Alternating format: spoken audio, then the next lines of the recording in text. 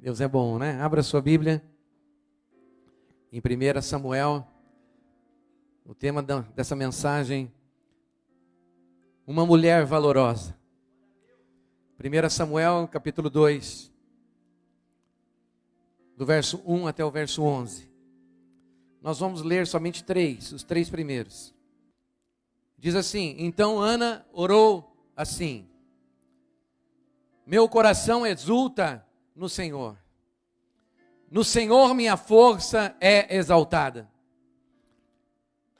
Minha boca é exaltada sobre os meus inimigos, pois me alegro em tua libertação. Não há ninguém santo como o Senhor. Não há outro além de ti. E não há rocha alguma como o nosso Deus. Amém, queridos? Ok, né? Nesse tempo especial onde queremos celebrar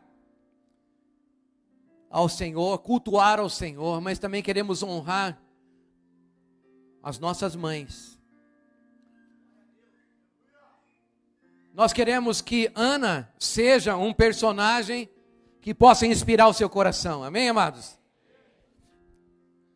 Ana significa compaixão, tá? O nome de Ana significa graça, compaixão. E a época dessa mulher era na época dos juízes, lá em Israel. Em Ana nós podemos destacar algumas lições muito próprias para esse mês de maio, em especial para o dia de hoje, onde nós então reservamos na nossa agenda um dia para honrar as nossas mães, né? Amados, a igreja é considerada uma grande família. É chamada a família da fé, ou mais intimamente a família de Deus. Uau! Assim eu creio, amados, que nós como igreja precisamos estar bem preparados para lidar com as lutas diárias que vivemos, né? Os abalos, os tremores, né? As dificuldades que envolve um relacionamento familiar. O contexto aqui de Ana, vou explicar para você. Em 1 Samuel, nos mostra que essa mulher viveu 2 períodos distintos na vida dela. Isso marca também estações que muitas vezes estamos vivendo. O primeiro foi marcado por um tempo de desprezo, por um tempo de derrota, por um tempo de frustração. Então eu já falei para você que o nome de Ana significa graça, compaixão. E foi não só pelo nome, mas foi pela postura e pela graça que ela conseguiu dar a volta por cima. Quem pode dizer amém por isso aqui? Então Ana viveu um momento, uma estação da sua vida muito difícil. No primeiro capítulo de 1 Samuel, no verso número 2, você vai encontrar uma frase assim, né? Ana, porém, não tinha. E essa aqui é uma frase sintomática, né? Porque não ter alguma coisa na vida é ter um vazio na vida. E eu quero explicar porque Ana estava numa fase da vida dela onde ela se sentia vazia. E talvez, eu quero que você pense comigo. Sabe aquela fase da vida em que você olha para dentro de você e você não vê esperança, talvez você não veja saída, talvez você não enxergue oportunidades, talvez você não vê os amigos que estão ao seu lado, você não vê as pessoas que te amam, não vê as promessas de Deus, não vê nada. Será que há momentos assim nas nossas vidas? Parece que a nossa existência Parece que interiormente as nossas vidas não têm mais razão de existir. É só murmuração, é só reclamação, é só dor, é só desesperança. Tudo parece ser sem sentido. E talvez você entrou aqui nessa noite da mesma forma.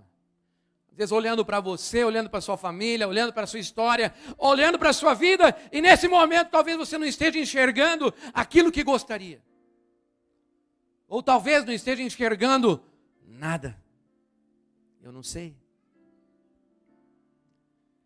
Mas, voltando para o contexto de Ana, por não ter, Ana sofria. E eu digo, querido, que quando você não tem algo,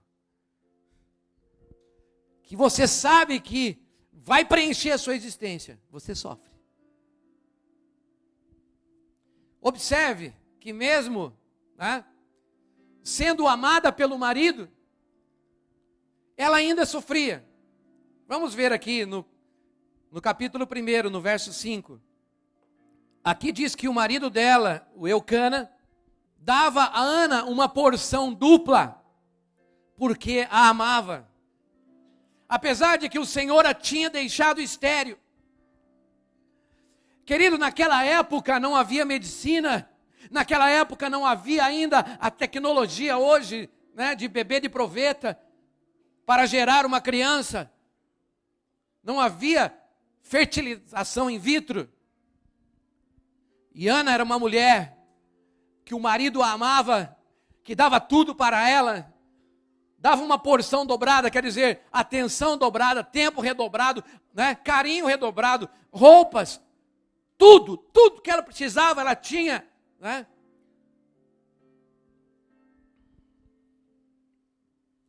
Mas Ana tinha uma impossibilidade. Ela tinha algo que era só um milagre que poderia resolver. E você que está aqui nessa noite, falta alguma coisa em sua vida? Amados, é importante entender que estar cercado de todo conforto talvez não seja suficiente. Pode talvez não lhe faltar uma cama, uma roupa, um agasalho, um teto, uma casa. Talvez possa não lhe faltar um carro, uma casa. Talvez não lhe falte trabalho, recursos. Talvez quem olha de fora para você julga que você tem tudo. Talvez as pessoas olhem e falam assim, mas ela tem tudo para ser feliz. Quantas vezes nós ouvimos a frase, olhamos alguém e não conseguimos entender o que está se passando no coração. E falamos assim, está reclamando do que essa pessoa? Ela tem tudo. Ou talvez ela tenha aquilo que você gostaria de ter e você ainda não conquistou. E às vezes nós falamos, por que está reclamando?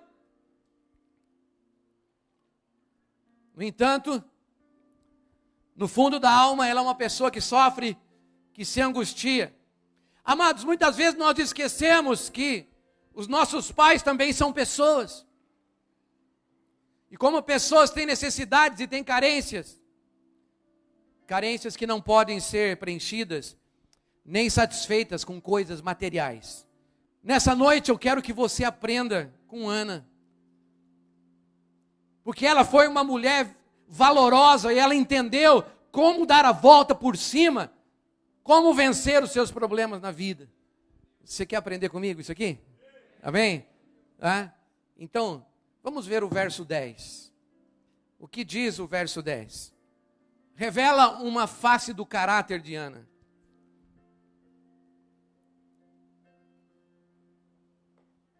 Ana, uma mulher quebrantada e humilde. Olha o que o verso 10 diz. E com a alma amargurada, chorou muito e orou ao Senhor. O que esse verso 10 nos revela, Para você que ainda não está inteirado com a história de Ana, Ana era uma mulher que cria em Deus, que tinha um bom marido, que tinha uma boa casa, que tinha bens, que tinha cuidado, que tinha carinho, mas lhe faltava um filho. Ela não conseguia ser mãe. ela não conseguia gerar filhos. E este era o motivo de Ana estar quebrantada. Olha só, Ana chorou abundantemente. O verso 10 nos revela uma faceta muito linda do caráter dessa extraordinária mulher: as lágrimas.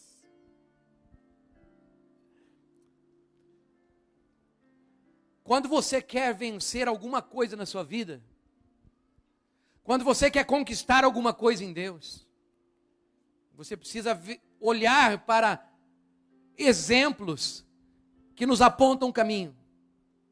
Ana era uma mulher quebrantada e humilde.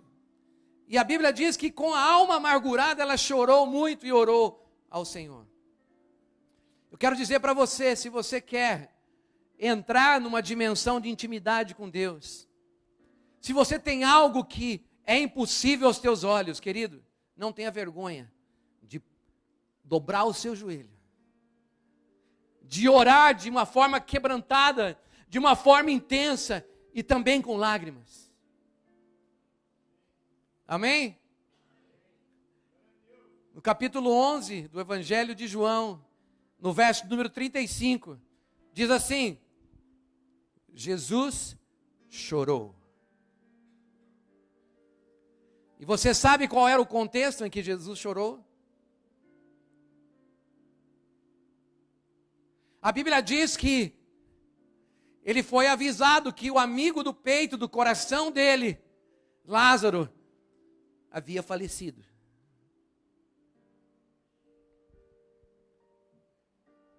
E Jesus chorou diante de uma situação que aos olhos humanos é uma impossibilidade. Ele chorou diante das irmãs de Lázaro. A Bíblia diz que quando ele chegou ali na casa de Marta e Maria, que eram as irmãs de Lázaro, quando ele olhou a tristeza que cercava aquela família que estava no luto, e o quanto ele amava a Lázaro e as suas irmãs, Jesus não segurou os seus sentimentos.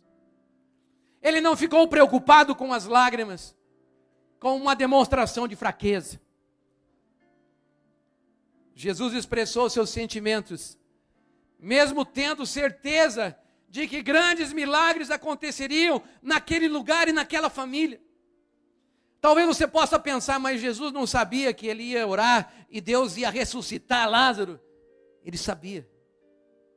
Mas o Jesus homem, como eu e você, não teve vergonha de expressar um sentimento.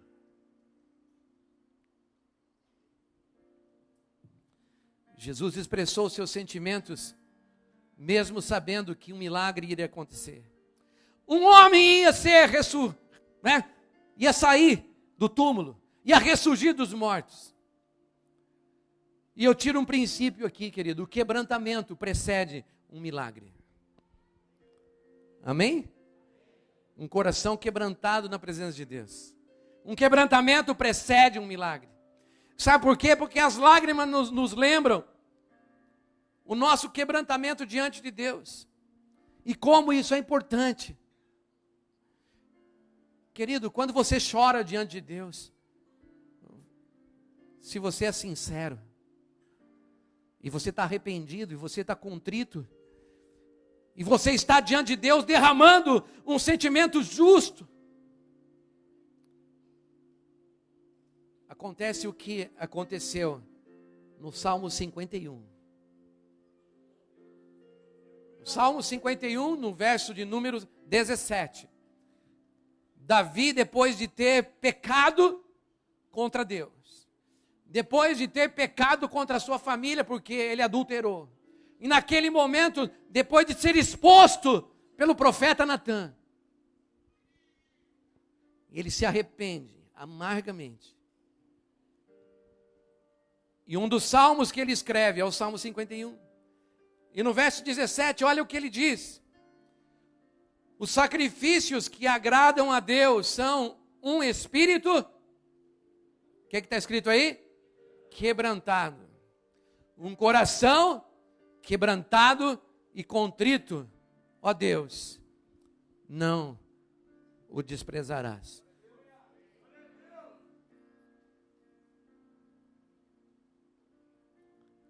Quando você vai para Deus de forma sincera, mesmo que depois de ter pecado, mesmo depois de ter feito uma besteira, talvez a maior besteira da sua vida, como foi Davi, Deus não te despreza se você se arrepender. Amado, é preciso que diante de Deus sejamos submissos até que a sua vontade se cumpra em nós. Precisamos aprender a derramar as nossas lágrimas diante de Deus. Porque muitos milagres que precisam acontecer em nossas vidas somente acontecerão quando nós nos quebrantarmos na presença de Deus. Amém, amado?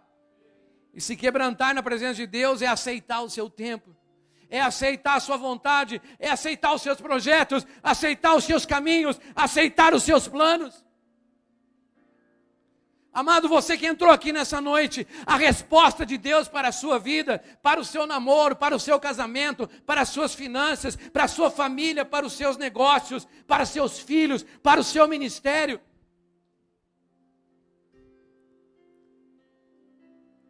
A resposta só virá quando você buscar o Senhor de forma intensa, de forma quente, quando você derramar lágrimas diante do Senhor, quando você abrir o seu coração e chorar diante de Deus, se rendendo a Ele, aos projetos dEle, à direção dEle, aos caminhos dEle, ao tempo dEle.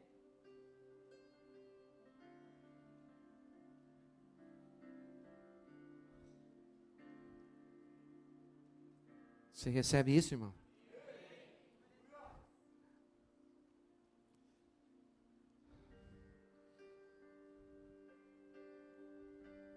Não tenha medo de chorar na presença de Deus. Não tenha medo de se render. Ana sofria muita humilhação nessa fase da sua vida, porque ela não tinha filhos. E ela era humilhada durante anos por não ter tido filhos. Mas apesar disso, ano após ano, ela subia de Siló, onde ela morava, até o templo para adorar e para fazer votos diante do Senhor. Ana se levantou e com a alma amargurada chorou muito e orou ao Senhor. Veja aí, 1 Samuel 1:9. É muito interessante você observar esse fato, olha. Ana se levantou e com a alma amargurada chorou muito e orou ao Senhor. A sua decisão foi de ficar em pé. Amados, ficar em pé não significa somente um ato físico de se levantar. Ana estava se erguendo por dentro. Quem já ouviu essa frase, que quando você cai, você não cai naquela hora, você caiu antes por dentro. E quando você se levanta, você não se levanta naquela hora, você começa a se levantar por dentro, para depois ficar em pé. Ela estava se erguendo por dentro. Uma força maior a impulsionava a ir em uma outra direção. Uma força dizia: você não presta para nada, você não sabe dar filhos, você não pode gerar, o seu ventre é estéril, você não tem propósito na vida. Mas a outra força interior dizia: um milagre vai acontecer, um milagre vai acontecer, algo vai acontecer, a minha sorte vai ser mudada, o meu futuro vai ser mudado, o meu coração vai ser mudado, o meu ventre vai ser mudado. E no momento assim, querido, tão importante, Ana ainda teve de enfrentar a incompreensão do próprio sacerdote, porque ela começou a orar e ninguém entendia o que estava acontecendo. Lá no verso 13, você vai encontrar aqui Eli, que era o sacerdote. Ele olhou para Ana e não entendeu. Como Ana orava silenciosamente, seus lábios se mexiam, mas não podia ouvir a sua voz. Verso 14, então Eli pensou que ela estivesse embriagada. Ele disse: até quando você continuará embriagada? Abandone o vinho. ela orava tão intensamente, ela cria tanto que Deus ia mudar a sorte dela, que o sacerdote não entendeu, achou que ela estava bêbada na igreja. Mas foi vencendo todos esses obstáculos, que ela começou a mudar o rumo da sua vida, do seu destino.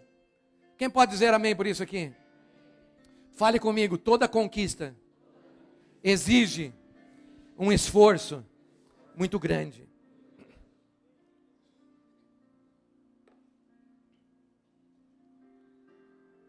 Amados, se Ana se entregasse ao desespero, ela jamais abraçaria o seu sonho, que foi Samuel, o sonho de ter um filho.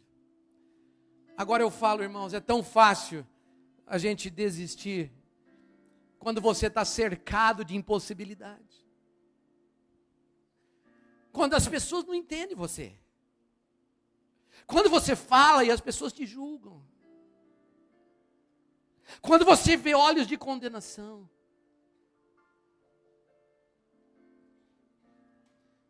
Quando nós somos tratados como pessoas insensatas, que não sabem o que estão falando.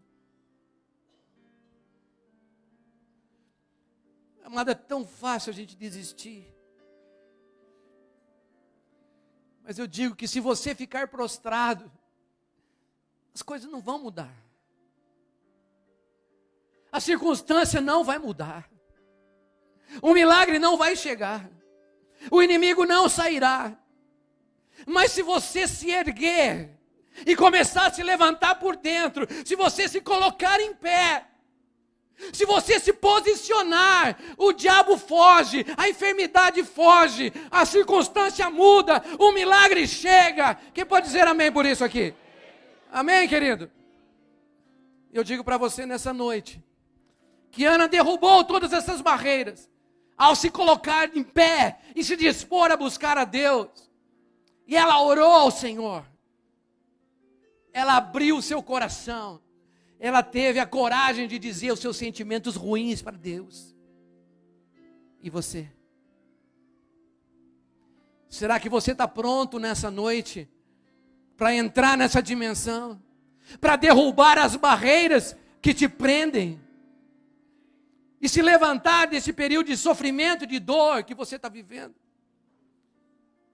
Será que você tem uma área da tua vida que está destruída pela amargura e o sofrimento? Você não aguenta mais a vergonha e a dor. Você precisa de um milagre em sua vida. Então, querido, então diga para você mesmo, diga, eu vou me posicionar. É para você que você tem que dizer. Eu vou me posicionar.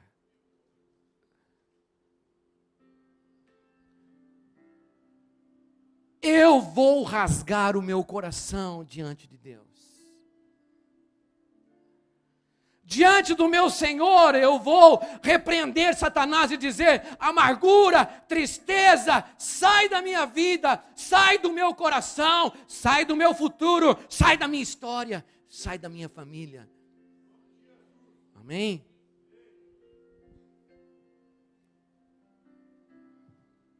Se posicione hoje, meu irmão. Verso 11. Vamos ver o que esse texto nos diz.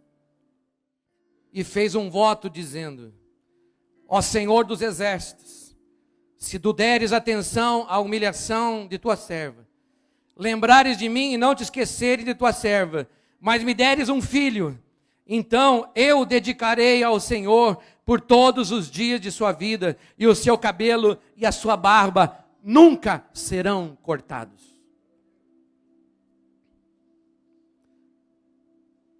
Então, o que eu aprendo aqui com essa mulher? Eu aprendo o seguinte, que Ana era uma mulher de voto. Era uma mulher de propósito. Amados, muitas vezes, quando algo está tão difícil na nossa vida, nós precisamos aprender a fazer votos, a termos propósitos. Ana era uma mulher de propósitos. E quando a gente lê esse verso 11, nós descobrimos algo interessante na vida dessa mulher. Ela fez um voto ao Senhor. E a pessoa só faz um voto quando de fato tem um propósito bem definido. O que quer dizer, querido? Ela queria um filho de todo jeito. Quando você tem um sonho que você sabe que é de Deus, que você sabe que não é seu, mas que não acontece, então você está sendo provado. Ana estava sendo provada. Mas ela sabia que Deus ia conduzir ela a esse propósito.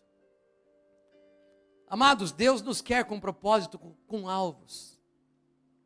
Principalmente em termos de vida cristã. E é preciso que eu e você tenhamos alvos bem claros e bem definidos. Porque senão, a impossibilidade vai ficar ali. Filipenses capítulo 3, verso 12 a 14. Diz assim, você não precisa abrir.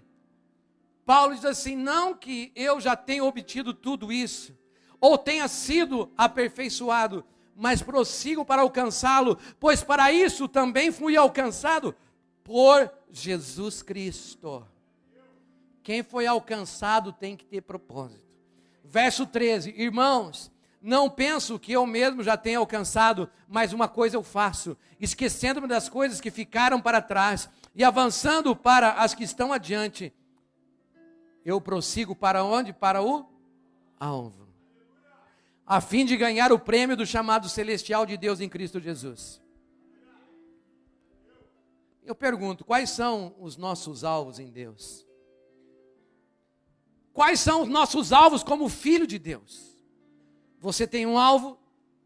Para onde você está indo?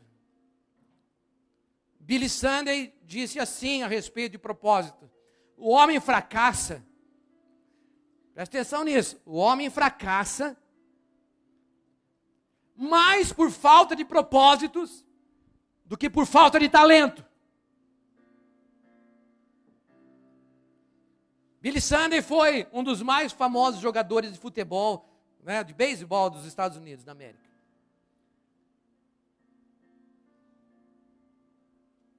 E depois da sua conversão, ele se tornou um dos mais famosos e evangelistas usados para ganhar pessoas no século XX.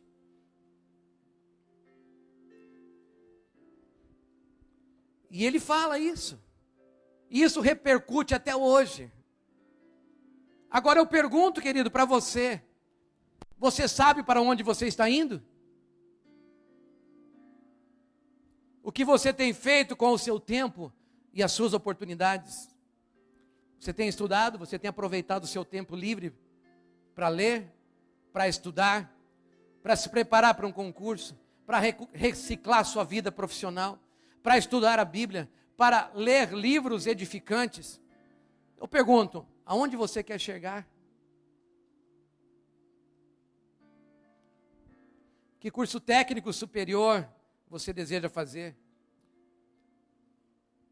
Onde você deseja chegar como crente, como cristão, como homem de Deus? Você já parou para pensar nisso? E eu vou mais além, eu faço uma pergunta para você refletir comigo. Como você deseja entrar no céu? De que jeito? Você quer ser recebido por Deus, como a Bíblia diz, com honras? Lá no Apocalipse diz que vai ser uma grande festa de celebração quando a igreja for arrebatada. Quem pode dizer amém por isso aqui? Glória a Deus por isso. Agora eu pergunto para você: você quer ser recebido de que jeito por Deus?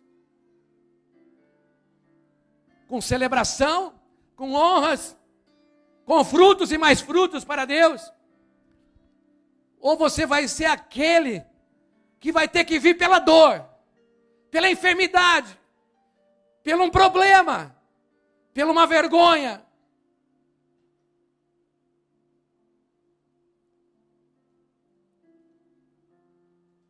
Ou alguns serão como aquele ladrão da cruz, que se arrependeu dos seus pecados só no último dia, na última hora, no último minuto.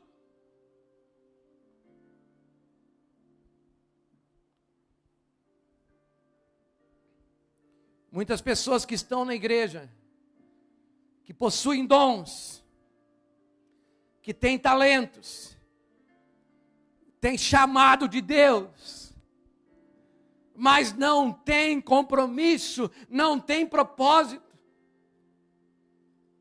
Tem capacidade, mas não tem aliança com Deus e com a igreja. Tem apoio dos seus pastores, líderes, mas não buscam um compromisso com Deus de forma intensa. Vive uma vida morna, sem propósito. Eu digo, querido, essas pessoas vão passar por muitas dificuldades. Sabe por quê? Porque pessoas que não têm alvos em Deus, que não têm metas específicas em Deus, como consequência não dão fruto. Não tem testemunho, não tem vida com Deus, não tem experiências com Deus. E a minha Bíblia diz que todos nós passarão pelo processo de João 15. Alguém aqui já leu João 15 alguma vez? João 15 diz assim: eu sou a videira verdadeira, e o meu pai é o agricultor. Todo ramo que está ligado em mim dá fruto, e eu limpo para que dê mais fruto ainda. Mas todo aquele que não dá fruto, esse eu arranco e jogo no fogo, porque não presta para nada. Amados, esse é um processo de limpeza da igreja. João 15 diz que os galhos serão limpos, com um propósito, para que possam dar mais fruto ainda. Amém, amados? Então, se você está vivendo uma dificuldade, se Deus está mexendo com você, está chacoalhando a tua vida, é porque Ele quer que haja mais frutos, mais resultados, mais coisas aconteçam na tua vida. Um galho com frutos é uma pessoa que tem alvos em Deus, metas em Deus, sonhos em Deus. Sabe o que acontece com essa pessoa? Deus pega essa pessoa que tem alvos com Ele, limpa o cara. Pensa, Deus vem e começa a limpar. E começa a limpar. E no processo de limpeza de Deus, Ele aprimora, Ele capacita, Ele dá dons, Ele dá mais saúde, Ele dá mais sabedoria, Ele dá mais motivação, Ele dá mais graça, Ele dá mais alegria, Ele dá mais ânimo, Ele dá mais vigor. Para quê? Para que essa pessoa dê mais fruto ainda. Agora, amados, o contrário é verdadeiro. Para quem não quer sair do lugar, para quem não tem alvos em Deus, não tem um plano, não tem um propósito, estão na videira ocupando somente espaço, sugando a seiva preciosa da comunhão. Isto é, estão na igreja, fazem parte da igreja, mas não tem alvo, não tem compromisso, não tem aliança, não tem sonhos, não tem metas. Estes não permanecerão na videira. É o que a Bíblia diz. É o processo de João 15. A minha Bíblia diz que não existe um crente verdadeiro que não tenha sonhos de Deus no coração dele. E que não tenha propósitos para realizar a sua vontade. Porque a Bíblia diz que não existe alguém que entrou no corpo de Cristo verdadeiramente. Muita gente frequenta a igreja, mas entrar no corpo de Cristo é outra história. Se você está no corpo de Cristo, Deus te deu um dom. Deus te deu um sonho. Deus te deu uma meta. Deus te fez um chamado. Quais são os seus alvos em Deus? Pessoais, profissionais, ministeriais, com seus filhos, com a sua família. Você vai entender por que Ana era uma mulher de propósitos. Uma pessoa de propósito é uma pessoa que tem aliança. Você tem aliança com Deus?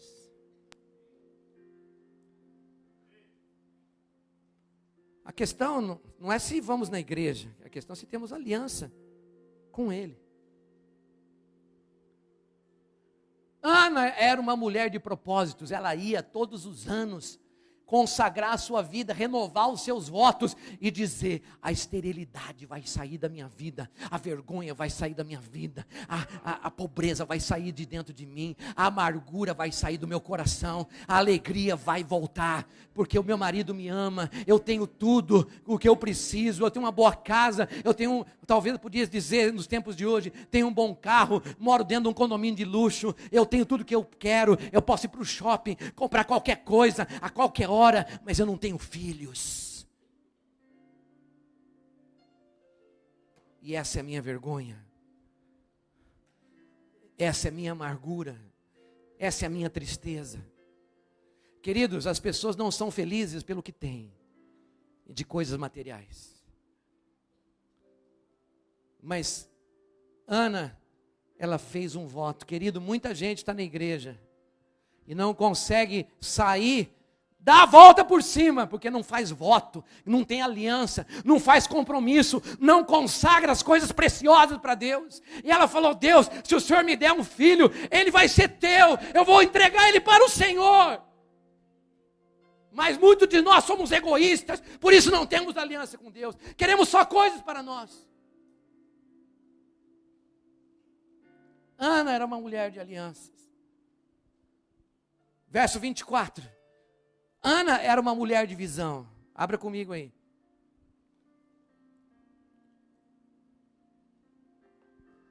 Como não dá tempo de contar a história, depois você vai ler, né? Eu estou parafraseando.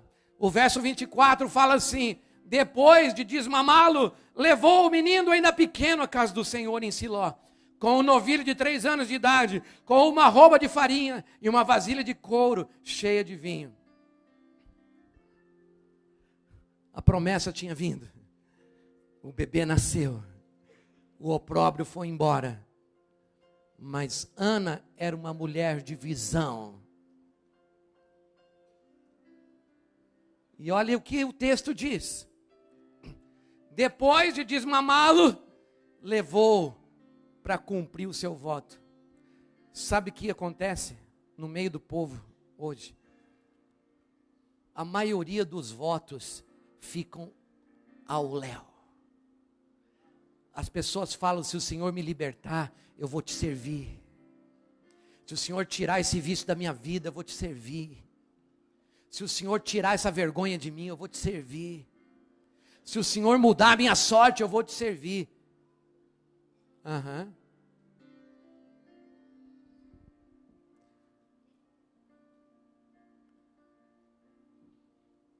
Geralmente um filho em Israel desmamado era próximo de 7 anos, né? Era uma tradição.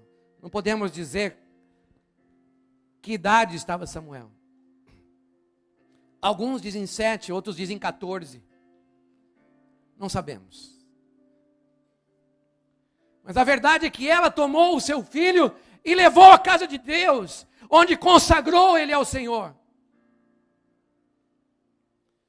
E sabe, pai e mãe, sabe qual a melhor coisa que você pode fazer?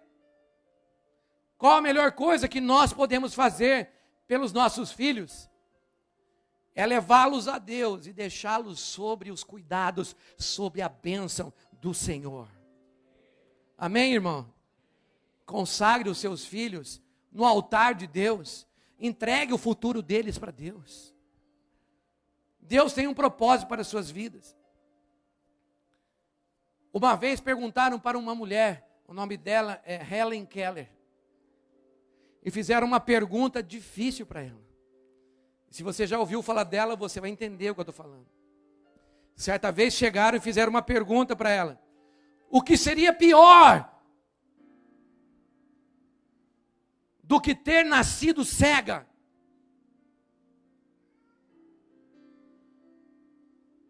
E Helen Keller, uma mulher cega, que teve meningite, e aos 18 meses de idade ficou surda e cega. Na idade adulta perguntaram para ela: o que é mais difícil, Helen? O que seria pior do que ter nascido cega? E olha só o que essa mulher respondeu: ter vista, mas não ter visão.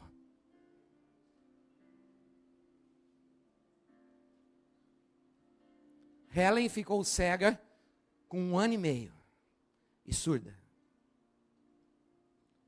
Por causa de uma febre. Essa mulher americana nasceu em 1880 nos Estados Unidos. E se tornou-se uma das mais prodigiosas, espetaculares escritora, filósofa e conferencista de todos os tempos. Cega e surda.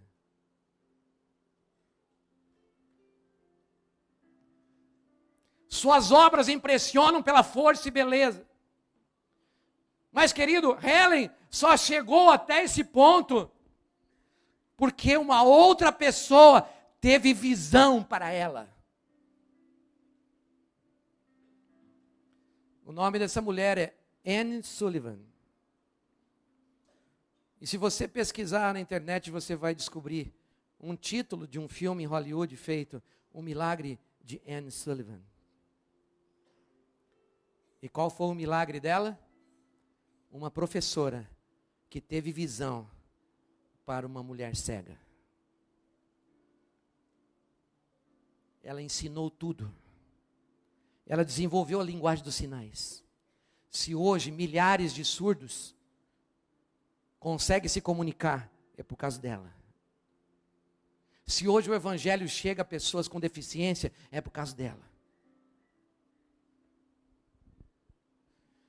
Esse milagre se tornou um roteiro de filme de Hollywood. E a pergunta é: muitas pessoas têm vista, mas não têm visão. Eu vou perguntar, você tem vista ou você tem visão para os seus filhos?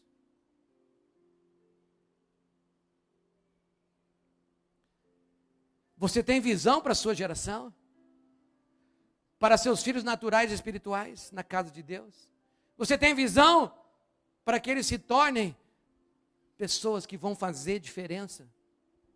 Talvez músicos, líderes, pastores, ministros? Ou será que a sua visão é só que ele tem um serviço, um trabalho, faça uma faculdade, um curso qualquer, se vire na vida, pague as suas contas, não me incomode? Essa é a visão que você tem para os seus filhos?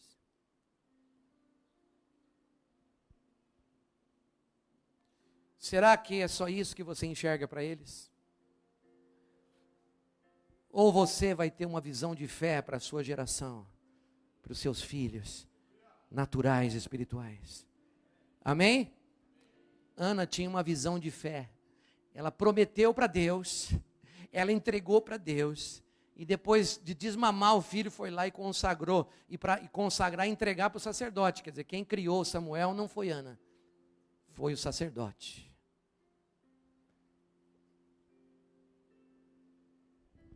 Mas como Ana era uma mulher de oração, veja lá, o verso 12,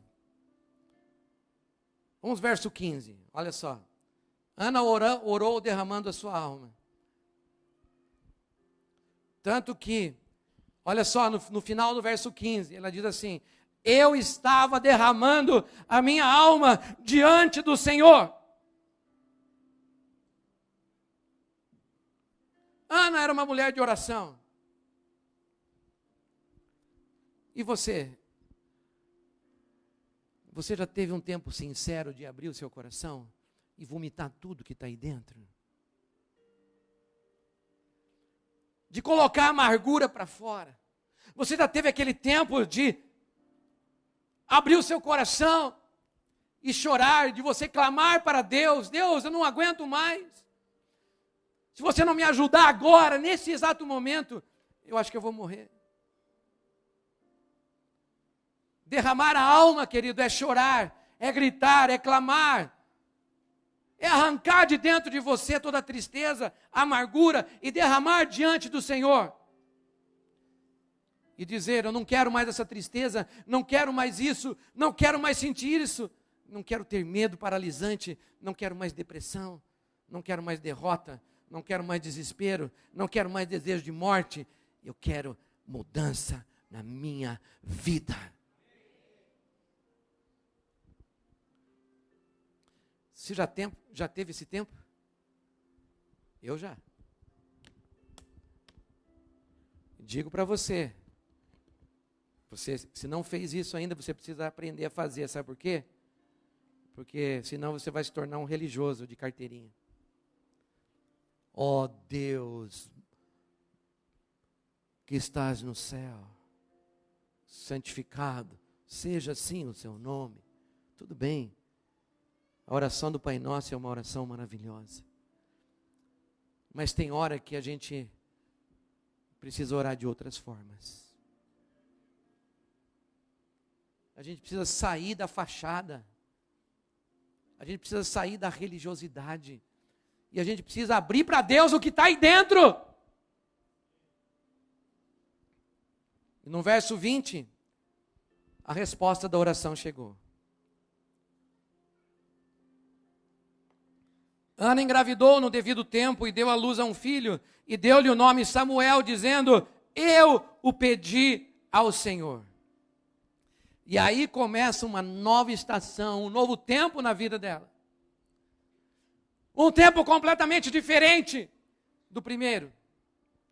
Amados, adorar a Deus é compreender o propósito com o qual Ele nos criou. Após entregar o seu filho ao Senhor, tudo mudou na vida de Ana. Veja agora a oração dela. Vamos para o 2º capítulo de Samuel, verso 1. Olha só o que ela diz. Meu coração exulta no Senhor. No Senhor a minha força é exaltada. Minha boca se exalta sobre os meus inimigos, pois me alegro em tua libertação. Sabe quando ela fez essa oração? Quando ela estava entregando Samuel. Ela estava triste, mas o coração estava exultante. Sabe por quê? Porque quando você faz uma coisa que é segundo a vontade de Deus, o teu coração vai explodir de alegria. Mesmo que seja uma renúncia. Mesmo que seja uma entrega. Mesmo que seja algo que custe para você. Era uma tristeza agora diferente. Porque a tristeza era superada pela alegria que invadia a alma dela. Ele diz, meu coração exulta no Senhor. No Senhor a minha força é exaltada. A tristeza, né? Ou o coração triste de Ana, agora se alegrava em Deus. Sabe o que acontece? A Bíblia diz que a alegria do Senhor é a nossa força. E olha só o que aconteceu aqui na vida de Ana. A fraqueza de Ana foi transformada em força. Como que aconteceu isso? Olha só. Veja lá no capítulo 2, verso 4. O choro agora transforma-se em exaltação. O arco dos fortes é quebrado, mas os fracos são revestidos do quê? De força. Em outras palavras, o que ela está dizendo, a força que me fazia chorar, agora foi quebrada. A força que me fazia triste, agoniada, desprezível, depressiva, desanimada, fracassada, frustrada, foi quebrada. E olha o que ele diz. No verso 5. Os que tinham muito, agora trabalham por comida. Mas os que estavam famintos, agora não passam fome. Aqui era estéril. Deu à luz a 7 filhos. Mas o que tinha muitos filhos, ficou sem vigor. Se você ler a história de Ana, ela entregou 1 e Deus devolveu 7. E aquela que era a sua companheira, Penina, que também era mulher de Eucana, que tinha muitos filhos, e que zombava dela, e fazia a vida dela um inferno. A Bíblia diz que Penina ficou fraca, adoeceu. Deus reverteu a condição de Ana. E o que eu entendi aqui, irmão, Deus pode reverter a sua condição de vida também. Você ouviu isso, irmão? Deus pode reverter a situação da sua vida. Amém? Vamos encerrar com o verso 7 e 8. Diz assim: o Senhor é quem dá pobreza e riqueza. Ele humilha e exalta. Levanta do pó o necessitado, e do monte de cinzas ele ergue o pobre. Ele os faz sentar-se com príncipes e lhes dá lugar de honra. Pois os alicerces da terra são do Senhor, e sobre eles estabeleceu o mundo. Ana está celebrando a sua vitória. A situação dela foi revertida. Então eu digo para você, irmão, não se entregue, não se desanime. Há um caminho diferente. Esse é o caminho da busca, é o caminho da oração, é se colocar diante de Deus, é apresentar os seus sonhos, é apresentar os seus desejos, por mais difíceis que sejam. Querido, não se deixe amargurar pelas críticas, por problemas, por dificuldades, por julgamentos de pessoas. Lute ao lado de Deus e Ele mudará a sua sorte. Amém?